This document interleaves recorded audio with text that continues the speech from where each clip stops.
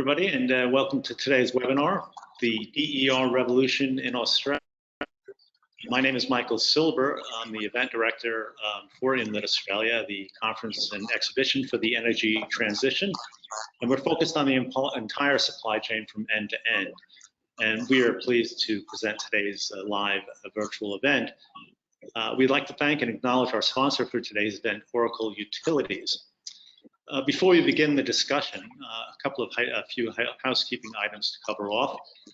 First, today's webinar will be available on demand after the live session on our website, inlet-australia.com.au. We've also added some attachments which are available through the Handouts tab on the right-hand side of your screen. Next, we'd love to hear from you during today's presentation. So if you have a question for any of our speakers, feel free to send it through the Ask Staff a Question box, also on the right-hand side of your screen. We'll be answering questions during today's session, and we like to take the questions as they come in. So we'll be answering them throughout, so don't be shy about submitting your questions as the discussion is ongoing. However, if we don't get to your question, however, we'll be sure to follow up afterwards. We'll also be asking 2 poll questions during today's webcast, and they'll pop up on your screen, and once the results are available, we'll share them with you. And you, of course, can learn more about our speakers by clicking on the bio section, which is on the right-hand side of your screen as well. So it's my honor now to introduce our dynamic panel of industry leaders. We have with us David Markham, DER and Networks Policy Manager for Australian Energy Council. Let me say that Sarah McNamara, Chief Executive of the Energy Council, was to join us. However, she has taken ill today, and we're delighted to have actually the Council's expert on DER with us, a great addition to the panel. Next, we have Jai Thomas, who's the Program Director, Energy Transformation, Energy Policy for Western Australia. Jamal Chima, Executive General Manager of IntelliHub, and Brad Williams, VP Industry Strategy and Innovation Engineering for Oracle. Welcome all of you, and thanks for joining us. Let's get right into the discussion, if we might. There's a lot to cover, and we have a number of topics we want to talk about. The first thing I'd like to begin with is, what is the impact and accelerated role of DERs in new generation investment activity?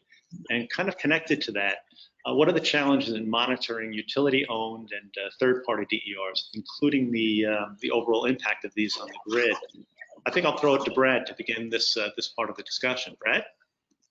Yeah, thanks, Michael. And certainly we understand that with the proliferation of distributed energy resources and comes with intermittency, and certainly we see that more exposed at the grid edge. And the other thing to understand is in the past or present, we've operationally we forecast the load and dispatch the generation, and in the future we're going to see that shift more, where we have to forecast the generation and then shape the load to support that intermittency. So the challenge is going to be the ability to provide some situational awareness of what is actually happening, both in forecast, a day ahead, as well as real time. And because there's not the same level of real-time monitoring and control at the grid edge distributed energy resources, a much richer role for analytics to provide these forecasts and essentially create digital twins of the devices of the distributed energy resources that can be used to forecast and provide more real-time updates of that forecast based on current weather conditions, spatial weather conditions, and thereby being able to provide analysis of the grid, the network analysis, along that 24-hour look ahead that's constantly updated with weather data and so forth, and thereby provide that safe and reliable connection. And I think that's going to be the challenge, is both providing the modeling as well as the robust analysis capability to provide that safe and reliable operations as we move to higher penetrations of renewables and embracing a more sustainable energy future. David, what are your thoughts on that? Look, I think what Bradley says is accurate and reflects the situation that we're going to find ourselves in. I suppose if I reflect on where we are, you know, we've had some significant penetration of DER in Australia. We've had, on the 11th of October last year, South Australia, for the first time, solar generation exceeded all consumption. And, you know, grid-scale solar in South Australia didn't represent a large proportion of that. It's mostly rooftop solar. So that's, you know, your genuine DER.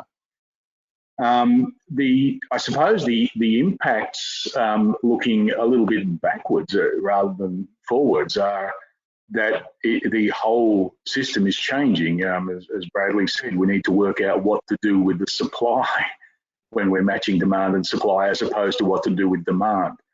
And that's a paradigm shift. You know, we've got, I suppose now, a situation where the curves, and you've all seen enough duck curves now to know what I'm talking about, but it's cratering in the middle of the day.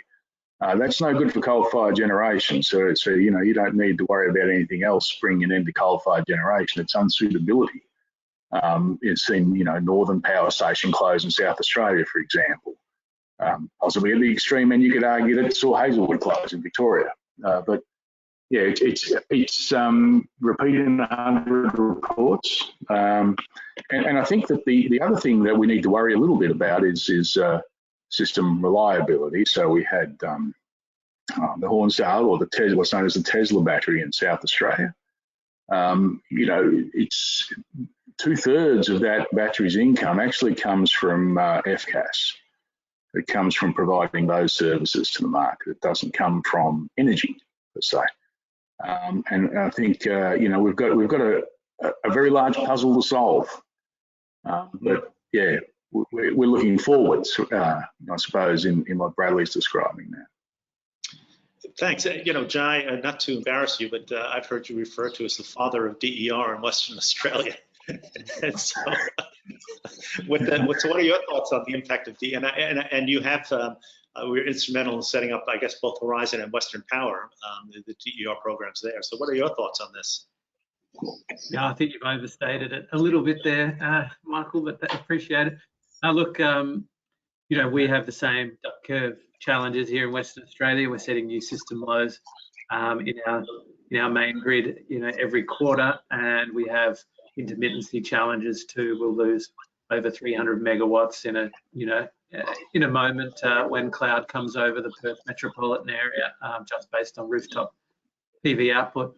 I think one of the biggest, so just to touch on the first part of your question around new generation investment activity, well, it is customers, you know, voting with their feet, and we released a whole of system plan here late last year, which basically said without significant demand growth, we wouldn't need any major new investments other than a bit of battery storage, because customers are doing it anyway. So that's really where generation investment activity is going, particularly as demand stays static in the post-COVID era.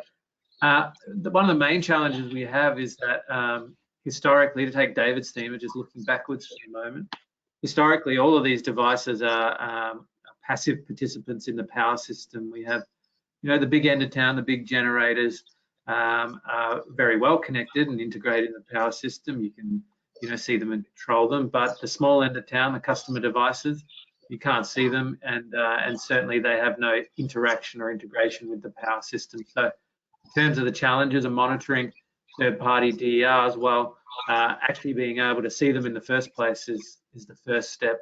And to that end, we still don't really have national coordination in moving beyond sort of autonomous settings for inverters. We don't have, you know, good national coordination at the moment on essentially communications functions, communication standards, and communications protocols for these small-scale devices, and that's certainly something we'll need in pretty quick time. That's good. Jamal, thoughts on this?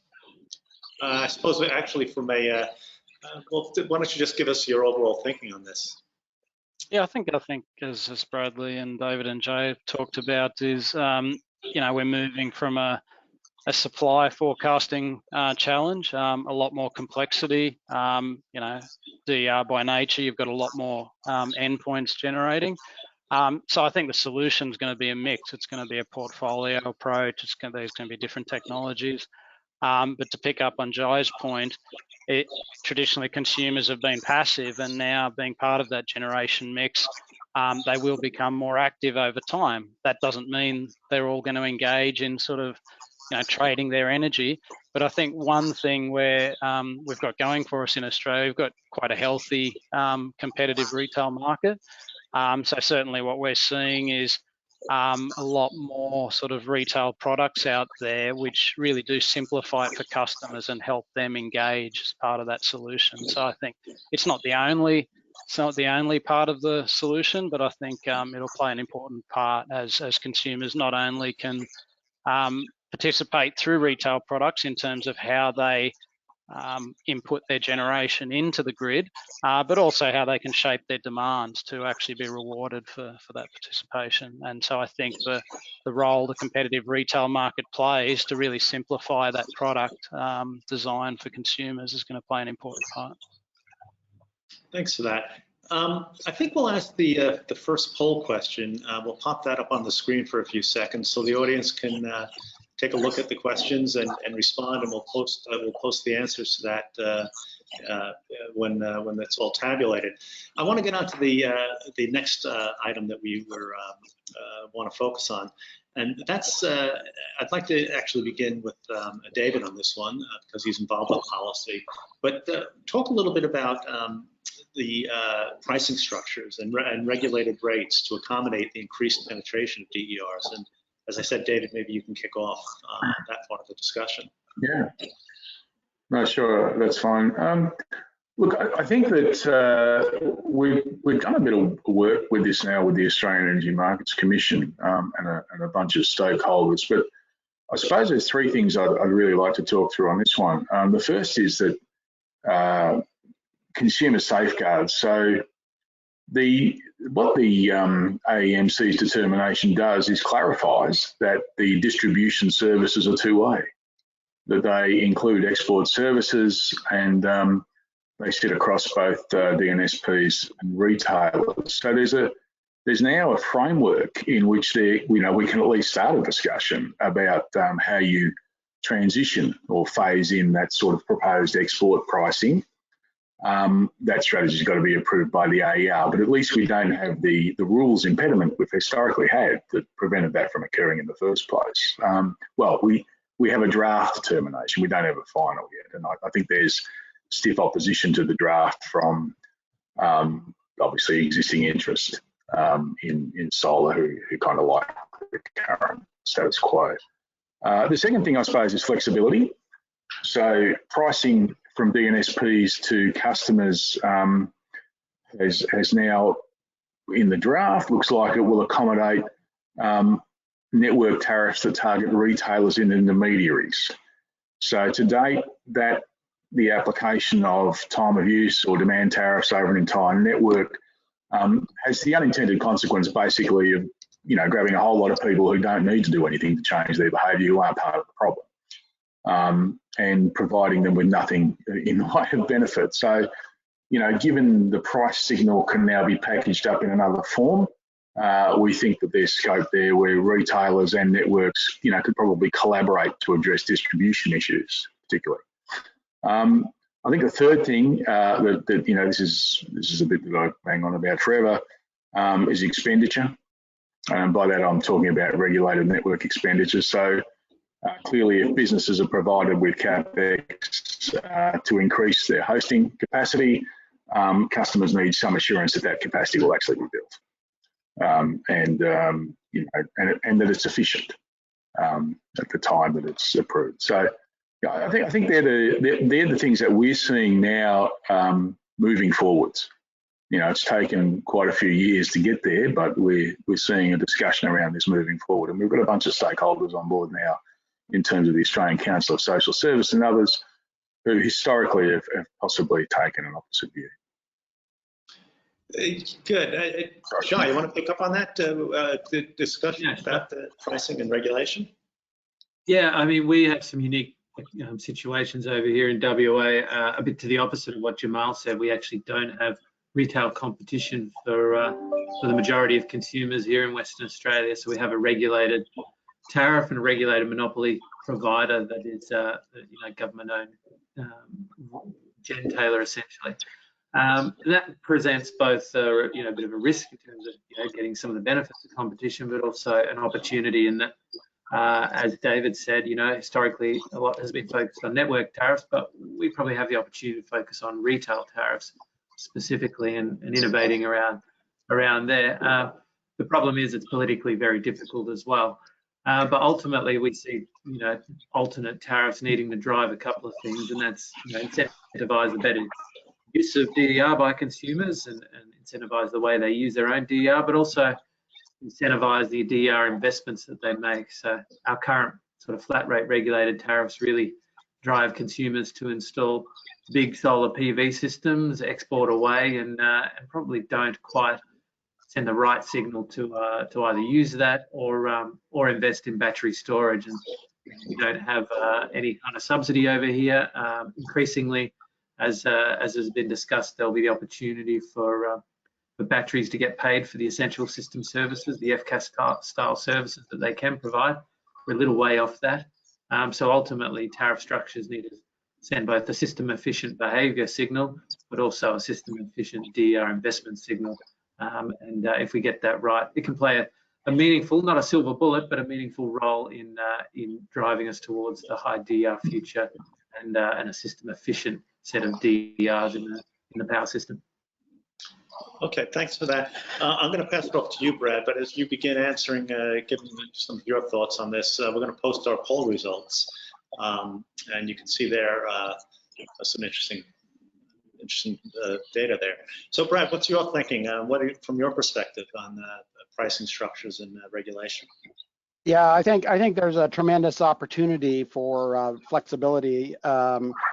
Certainly, as David and others have mentioned, is the need to be able to shape that the load to be more responsive, and in particular, providing some incentives for providing frequency response, voltage response of the load that could be more of a sense and respond application to help provide overall grid stability, and thereby keeping the cost down for additional grid infrastructure investment because the loads can be more responsive and providing incentives around that. Other things like preheating and pre-cooling. And you have a tremendous opportunity for shaping the EV charging infrastructure as it starts to develop. Certainly, we see much more of that in North America and Europe, but a real opportunity to provide smart charging rates for EV owners, thus that can help shape that demand for availability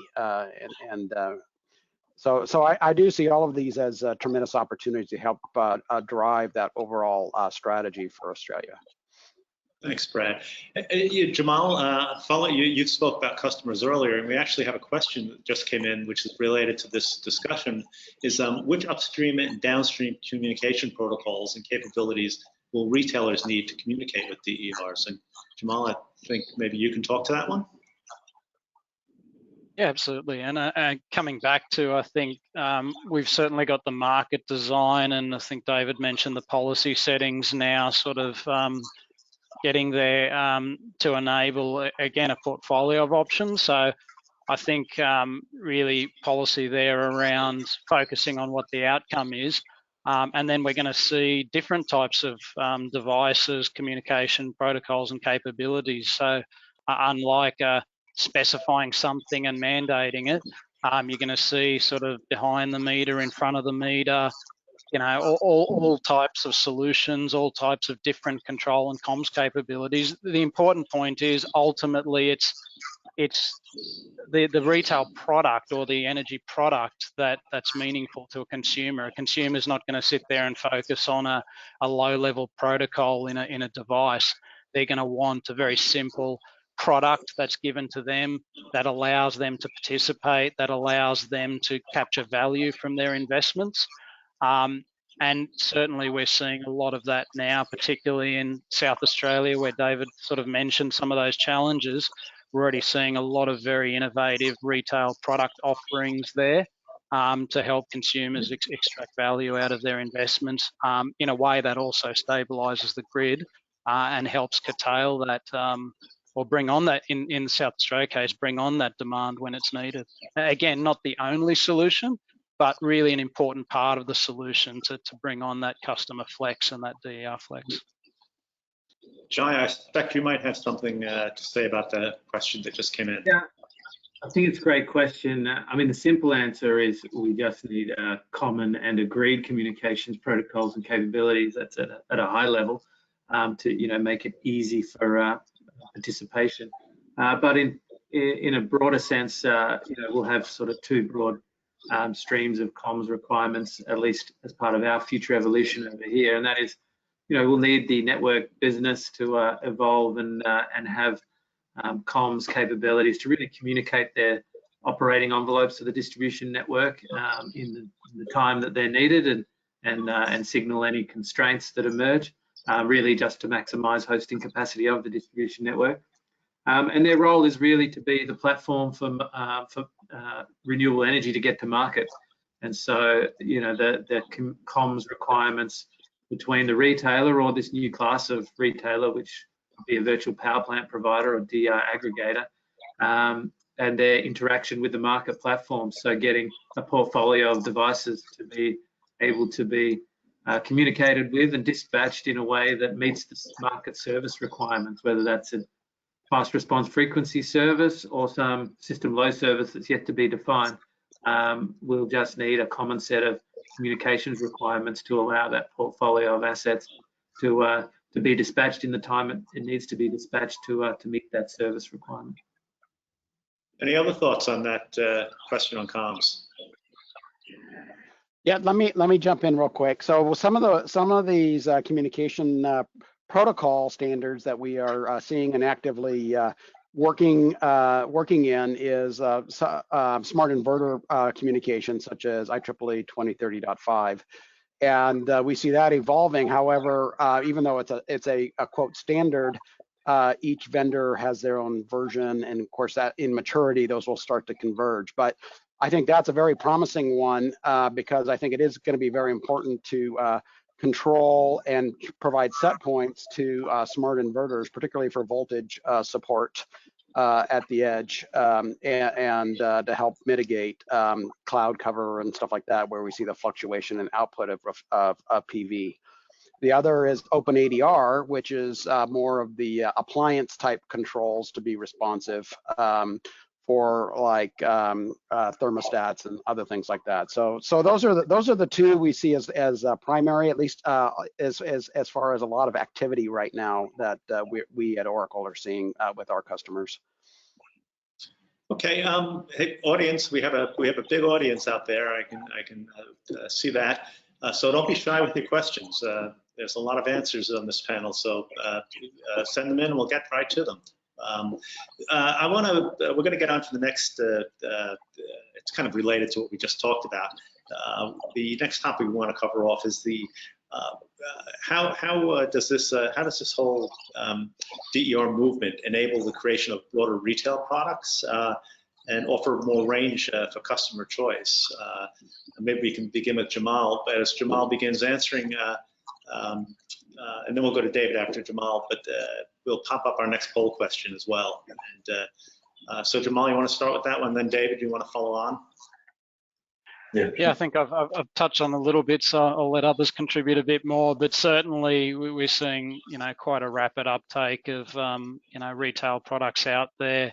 The diversity of the products, whether that be products which enable battery, solar propositions, electric vehicle propositions, and as I mentioned, the dynamics of, at least in the NEM, the healthy retail competitive market we've got, really gives consumers that choice, that they can access those products through trusted brands that they know. David, thoughts on that? Yeah, look, I think Jamal's covered on a lot of it, but demand response enabled devices are, currently available at retailers throughout the country. They can be installed for air conditioning and so on, but apart from in South Australia, maybe a little bit in some other states, but there's a bunch of I suppose protocols that sit around them. They're manufactured all over the world. We just want to make sure that when we're doing the work on Australian standards and so on, that we don't limit to the extent possibly that we can the availability of products for consumers here. So it becomes a bit of a vexing question when we talk about a single protocol. I think that we've got a broader problem of what controls this sort of stuff than just a network issue. Yeah, probably the only thing I've got to add on that. I just got a very interesting question come in. It's a bit lengthy, but let me read this and anyone who wants to answer it, jump in. It's how do we think these DER services will be settled? Will grid operators have a role in directly compensating DER owners for their participation, or will it be via retailers and aggregators only? And please, I know all of you have thoughts on that, so please jump in.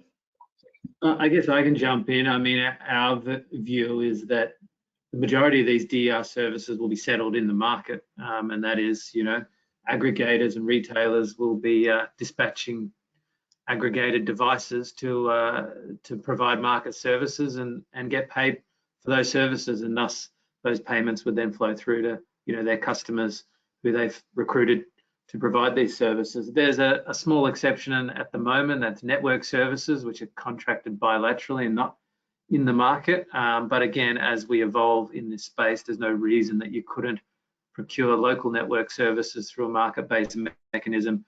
And all of those DER service offerings are able to be essentially co-optimized for the benefit of the power system as a whole. Any thoughts on that? Anyone else? David, Jamal, Brad?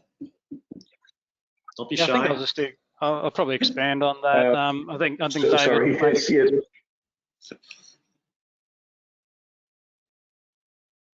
Go ahead, David.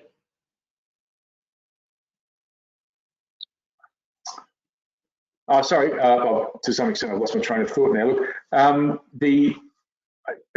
actually, Jamal, if you want to proceed, I'll come back. Sorry. Yeah. Right. Yeah, I think David made a great point around not getting overly prescriptive, so that as to limit consumer options. And to pick up on Jay's point, it really comes back to incentives that allow the whole supply chain, that be retailers, networks, consumers, third parties, to engage in getting that efficient outcome. So I think incentives and the right sort of policy settings will play a really important role.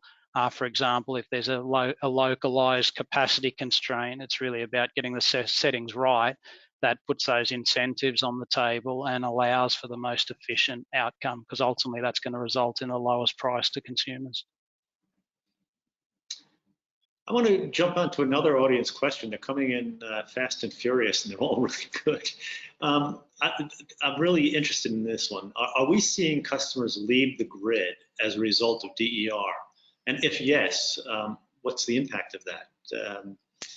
I'll let Brad, you want to start that one, or?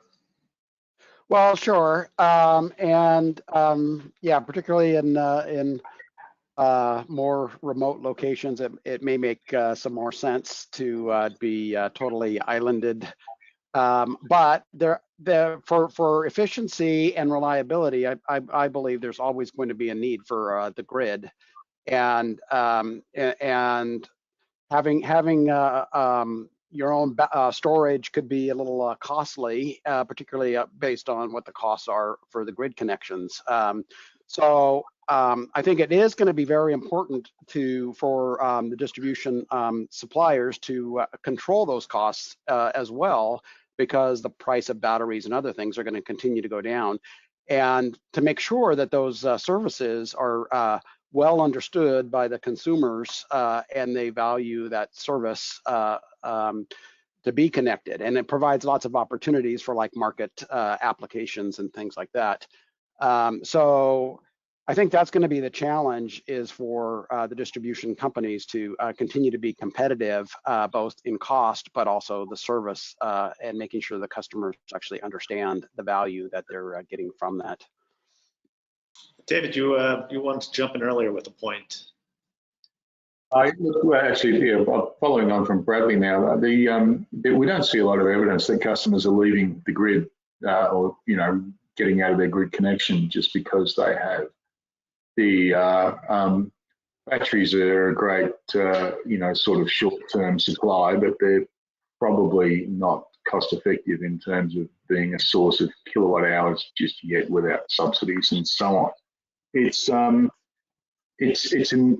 interesting that the standalone power systems decisions that have been made recently in Australia by the AEMC have tended towards ensuring that customers who do leave the grid per se largely do so with either a distribution network operator or a party that has some sort of equivalent status, and they are required to supply those customers under the pretty much the same terms as they would get if they were connected to the grid. So it's hard to see, apart from maybe a standalone supply for one or two people, it's hard to see it really taking off as a phenomena at this point in time. Yeah, I'll just add to that. I mean, we have quite a sort of world-leading approach to exiting customers from the grid where it makes sense for all customers. Customers at the end of long, stringy lines, we proceeded down that path of providing them with standalone power systems, and that increases from a scale of hundreds at the moment to thousands over time, right on the fringes of our grid. Because it makes economic sense, and simply because customers on the urban or the rural fringe are cross-subsidised by those that aren't. I guess, as David and Bradley have said, in the metro locations, however, getting that last few percent of supply to have an equivalent grid service would just come at too much of a cost for the individual consumers at this point in time.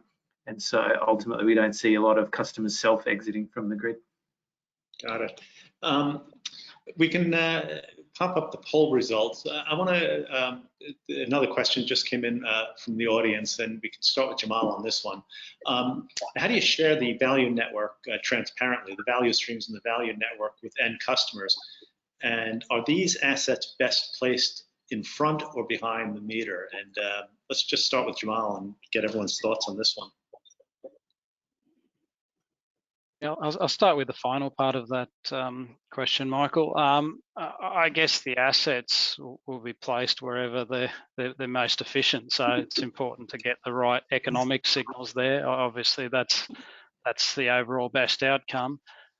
In terms of how the value is shared, again, I think it comes back to having the right settings in place to be able to signal those value streams, and then if you overlay a competitive market on top of that, and the right levels of access and so on and so forth, I think then we'll get the right sort of products out there, the product mix that again simplifies it to a consumer.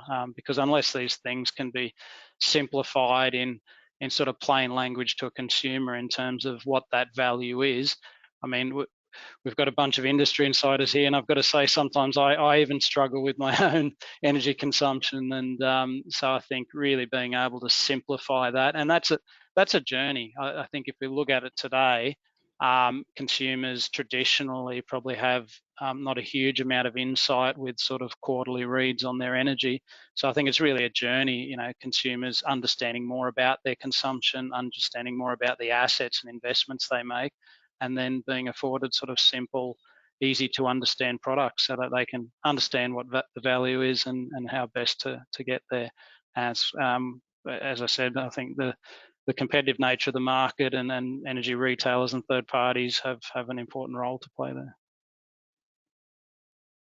David, you want to jump in on that one? Yeah, just following on from, sorry, thanks, Michael. Just following on from that, I think that there's two ways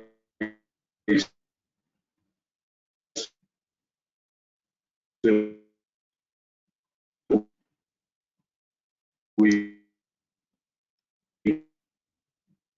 can determine the price in the market. Either we've got a bunch of consumers out there who offer up the price, the price in businesses, or the retailers customers can accept. And I think that at this stage of the market, the latter, even if it's a horrific oversimplification of the price, might be a better approach to just get engagement.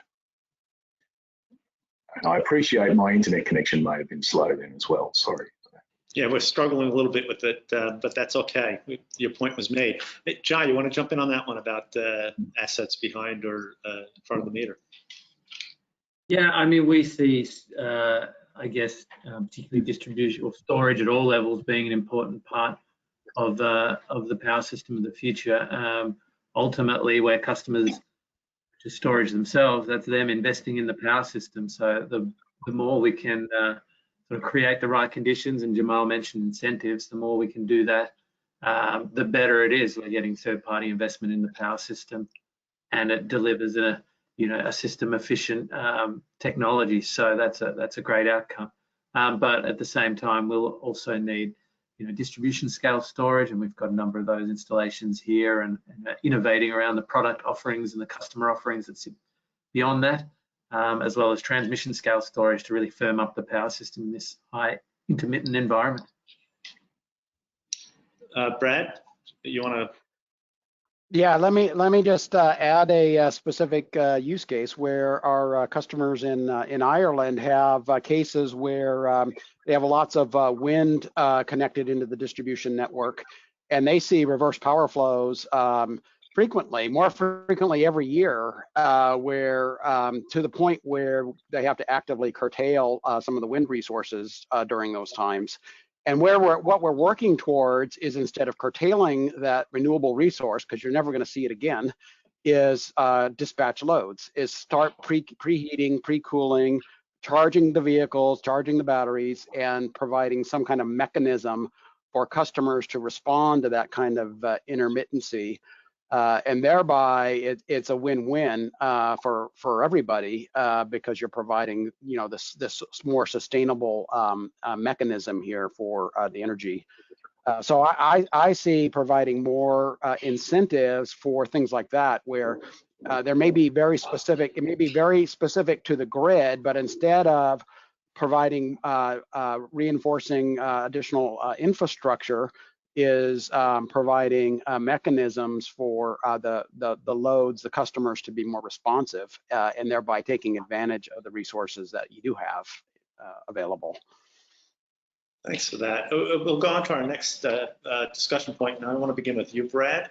I want everyone to comment a little bit about the how multi-sided trading platforms have enhanced or are enhancing system optimization and customer benefits of DER uptake.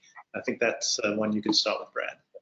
Yeah, sure. So one of the things that we're seeing is this growth in these multi-sided trading platforms, and the ability for supporting different markets with the same resource, for example, which adds to a lot of complexity. So things like the ISO wholesale market that is opening up in North America and is active in Europe as well, is having DERs being able to be aggregated and participate in the wholesale market, but also be active for the distribution opportunities, to be responsive to distribution. So that adds to that complexity, but certainly there's a lot of value in being able to support that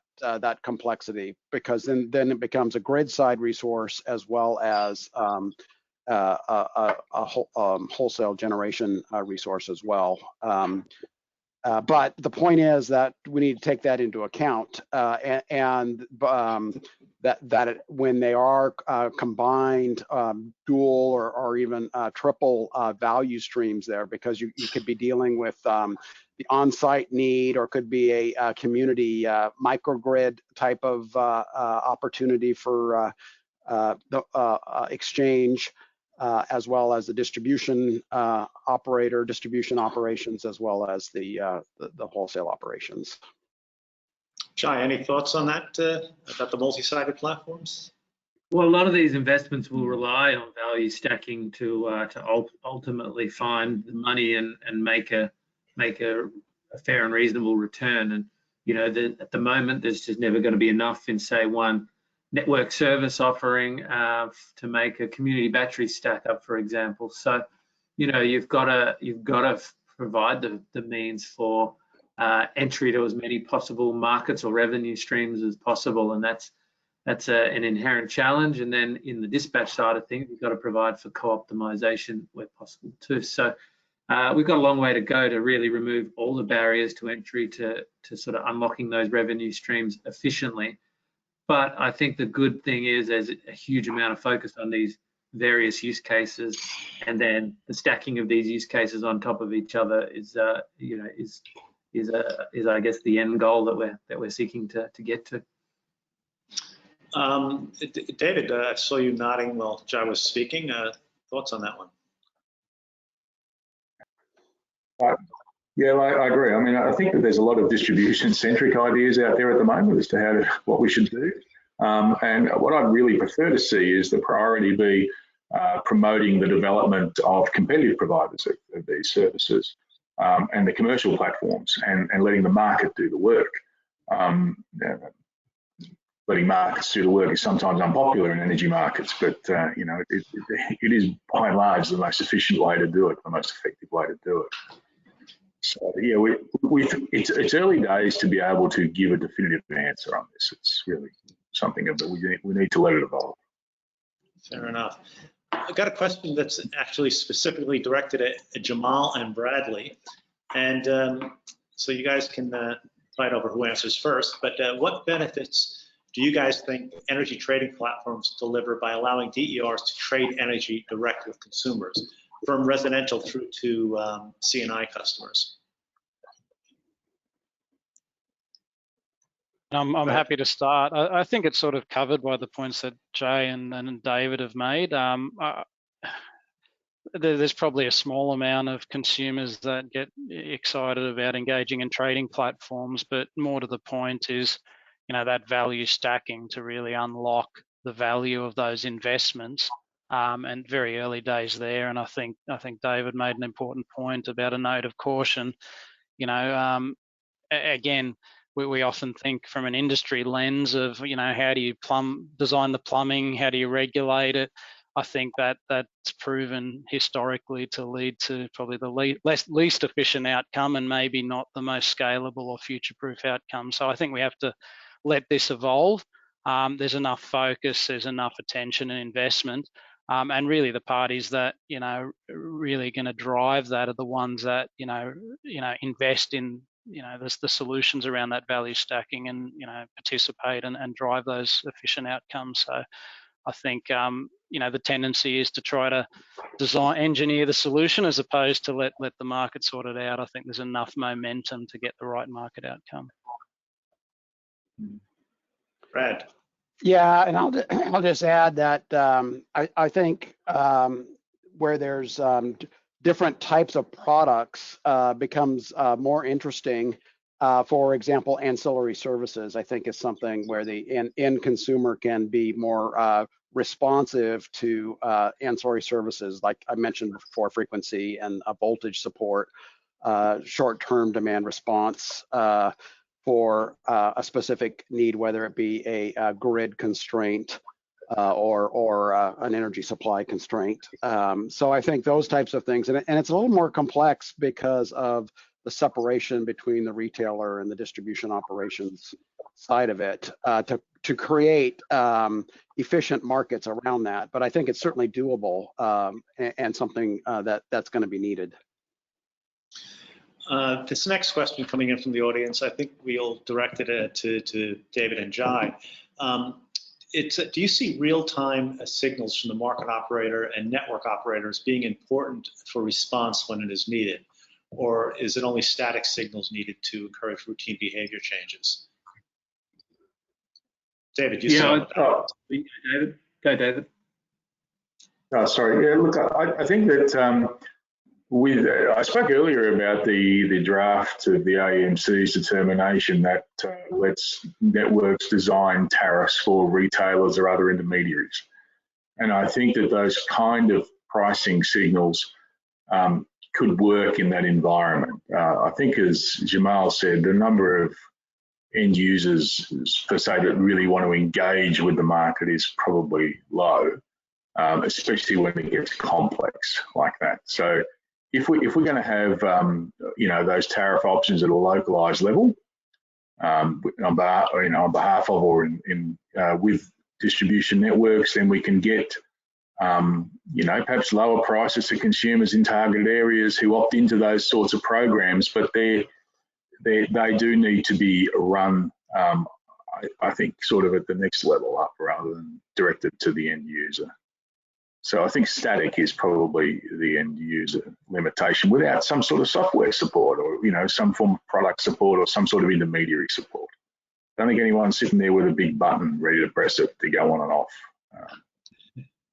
Yeah, I guess, I see it as being more of a combination of both, I suppose, from the customer perspective, definitely static and simple price signals that allow them to do things because they don't think about energy too often and they don't want to have to think about the difference between a Monday and a Tuesday and their energy rate or a weekend or a summer versus winter. So keeping it simple and relying on repetitive behavior will help maximize efficiency in the power system.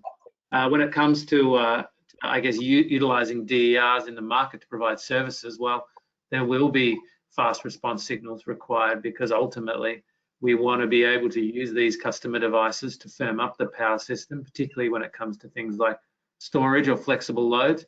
And those will need more real-time or near real-time, I guess, market-based mechanisms for being dispatched.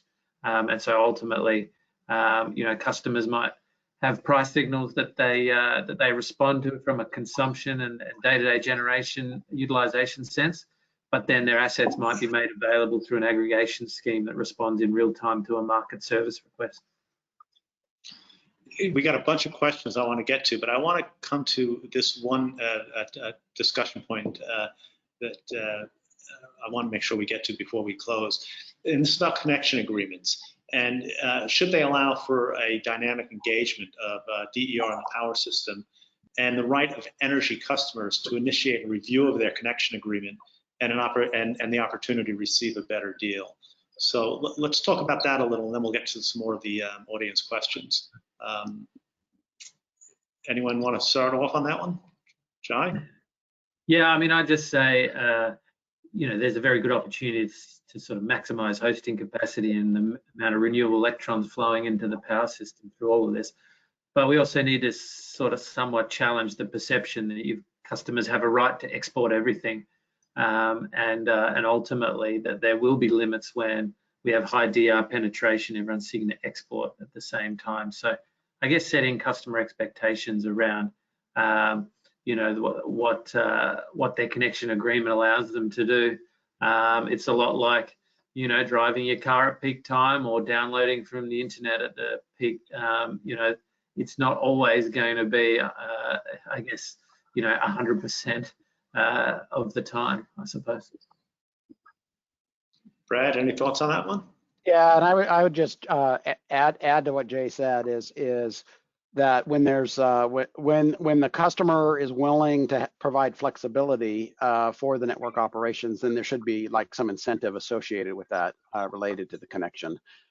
Versus I just always want it available whenever to do whatever I want, then that should have a different type of connection agreement. So certainly there's opportunity. Yeah, absolutely. Yeah. Thanks, Jay. Jamal?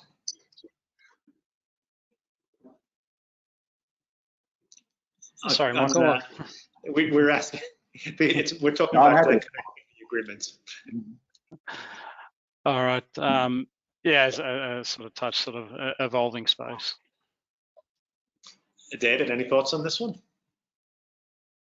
Well, look, I think as Jai said, a customer who wants to maximise their exports could choose to pay a higher charge. They could choose to pay a higher connection charge in return for a higher level of export limits. And I think that it's important to think through now that connection agreements shouldn't be just limited to exports. So the requirements of the system are more dynamic than that. So I'd suggest that there is a need for some form of optionality in terms of the choices of different types of connection agreements. But I'm not sure that, and as Jai pointed out, that means that you just get to export everything and you write your own. I think that there's always limits with these things. Well, David, there's a question came in from the audience that directly challenges you, so you can answer this one. I'm going to read it slowly. Oh, yeah. It says, David has claimed that commercial market solutions from retailers are more efficient than network-driven solutions. Can he please provide an example where the Australian energy retailers have delivered and implemented an efficient solution to the market? Yeah, I think I can only provide examples where they've trialled that.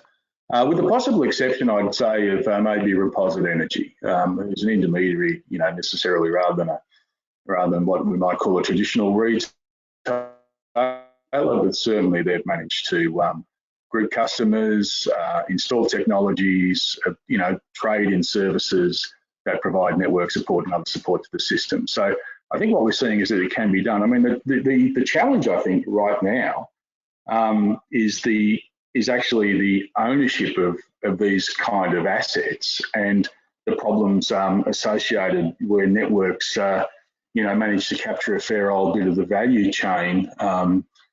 That's because, the financial returns accrue to the DNSP, and it creates, to some extent, I guess, with the DNSP, having the asset in place as opposed to buying the services from it, we think an uneven playing field. So the other thing we're concerned about is we want to see a flourishing market in a competitive market in network services. So if we continue to put all our eggs in the distribution basket in the delivery of these kind of outcomes, then I think that we're limiting the benefits that flow to end users from a dynamic and competitive market in that space. I'm not saying that necessarily energy retailers would deliver a more efficient outcome. I think that what we've seen in Western Australia with their remote area power systems and so on is that sometimes retailers cannot. But we don't need to be picking one or the other. What we need to do is be making sure we have a framework where we get a competitive market for the delivery of those services. Jamal, you have any thoughts on this one? Yeah, I mean, it's early days, and I think the key is to maintain that sort of those competitive dynamics. We're certainly seeing a lot of demand response products in there offered by energy retailers to consumers to reward them, to give them visibility on their energy, reward them when they curtail demand. I participate in it, and so I think it's important that whilst you can trial things and get to a certain scale for certain types of products, getting the scale to these things are very important. So certainly we're seeing retail products out there, particularly around the demand response space that gets to scale. And around the second point around, I think it's a misnomer, sort of, does it sit in the network and retailer? I think if you're going to value stack these things, for example, electric hot water load control traditionally is just based on a setting. With the networks today, it can be triggered off a relay within a smart meter. So if a network has a localized constraint, again, offering up that incentive, then retailers can bundle that in. And that may be the piece that tips that value stack and really drives scale in these products. So I think retailers, they incur a lot of the cost of the supply chain, but don't necessarily get that regulated return. So I think if we can get those settings right, then obviously the parties that can provide those products for customers can pull together that value stacking, deliver the outcomes that the networks want, the consumers, and ultimately get that product to market and get it scale. We just got an audience comment on this one, and it says Energy Australia has done this with their innovation brand experience on, and I'm sure it's not from one of our Energy Australia audience members. But is anyone familiar with the Energy Australia experience on, David? No, I wish I could say I was, but I'm not. I'm sorry. No, of course not. All right, we've got a few minutes left, and here's a question I think might be interesting. How will small DER batteries compete with big community or other grid batteries with much lower CapEx, OpEx, and efficiency? I guess I'll jump in there. I mean, from our perspective, it's where they can be aggregated to become bigger batteries and ultimately dispatched in the same way. Now, obviously, there's a bigger CapEx up front, but the whole point is that, you know, it might be consumers investing their own money to get, you know, to get a return that they're happy with in just by arbitraging their own energy supply.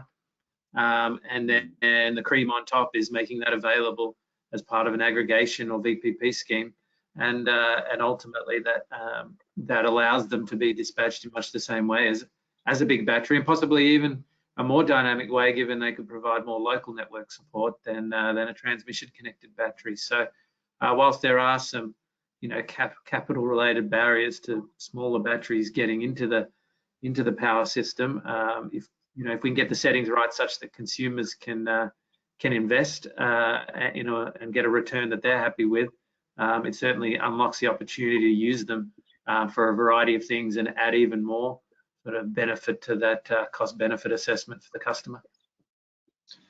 We've got about 2 minutes to go, and here's a bit of a provocative question.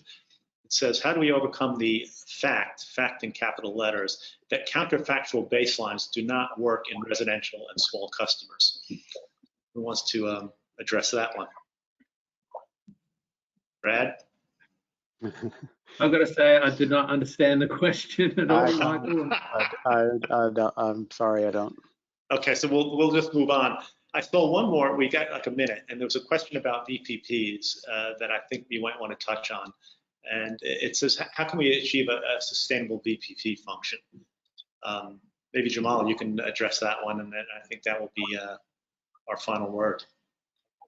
Yeah, I think it circles back to, I mean, we can get caught up in acronyms, but, you know, VPP is just one part of a mix of delivering an efficient and stable grid. So again, I think the tendency is to deep dive into how do you design a VPP. I think staying focused on the outcome for consumers and how best to get that's the way to go. And there's going to be retailers with their VPPs, there's going to be other parties, there's going to be things that aren't VPPs. So I think David mentioned taking it up a level is important. Technology will evolve, but it'll be one part of the mix.